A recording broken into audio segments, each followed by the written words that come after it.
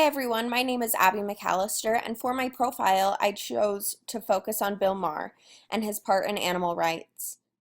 I'd like to clarify some things before we go on so that we're all on the same page. I'm going to give background on Bill Maher, define animal rights, and explain a little about no-kill. Who is Bill Maher? According to Biography.com, Bill Maher is considered many things. First, he is an American comedian as well as a talk show host. Maher was born in 1956 in the state of New York and given the name of William Maher Jr. Maher had one sibling and was exposed at an early age to current events and the world of television thanks to his father. Maher's father happened to be a news editor for NBC. Later in life, Maher attended Cornell University. He now devotes his time to researching and talking about many controversial issues. One of these is animal rights. A quick definition for animal rights, according to dictionary.com, is the rights of animals claimed on ethical grounds to the same human treatment and protection from exploitation and abuse that are accorded to humans. No-Kill Utah. According to nokillutah.org, No-Kill is an initiative led by Best Friends Animal Society that brings together passionate individuals, city shelters, and an entire coalition of animal welfare organizations to end the killing of dogs and cats in shelters throughout the entire state of Utah by the end of the year 2019. Our plan is straightforward. They would like to provide spay and neuter services where they are needed most so that fewer animals go into shelters and increase adoptions so that more animals are placed into new homes. Step by critical step, we believe that together we can bring the number of pets in Utah shelters that are killed to zero. By now I'm sure you're wondering what Bill Maher has to do with animal rights.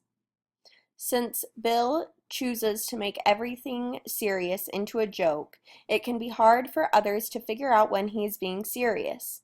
Bill Maher is very serious about animal rights. He is an ambassador for the Best Friends Animal Group. Not only this, he is a very active member of PETA. Bill, as you can tell, if you have ever watched his show, always is at one extreme of an issue, so I found it fitting that he is involved with PETA. We live in a world where everyone sees the overview. To help the dreams of animal activists come true, I believe you need to start with a broad picture and then narrow it. Here is our broad picture. I really enjoyed this book. Would you say that this is kind of in the tradition of like Charlotte's Web or Animal Farm, a book that it's for kids, but not just for it's for kids, and it's a satire, right? That adults can read on one level and kids on another. I would hope so. I mean, I think it's death when you start to think about who your audience is when you're doing anything, and it's not a polemical book. I'm not out to convince anybody of anything, just to raise questions. So. Really? I mean, you do raise a lot of questions. Yeah. I hope you want to change people's ideas about stuff. I mean, animal rights. I mean, the reason I love this is because I'm a big animal rights guy, and this is. I mean, this is about as am I. But I will say a cow goes to India. Well, wouldn't you if you were a cow? Exactly. I mean, it's a perfect plot. I guess I feel that, and I don't want to claim that this is art, but I think anytime you're doing anything that is considered art in any way, as soon as you bring politics into it, it becomes propaganda. If you have an answer, I'm saying I'm raising questions. I just want to raise consciousness. I don't want to give anybody an answer. Okay, well, I'll give you the answer. Animals should definitely have more rights. Well, it's very interesting. Somebody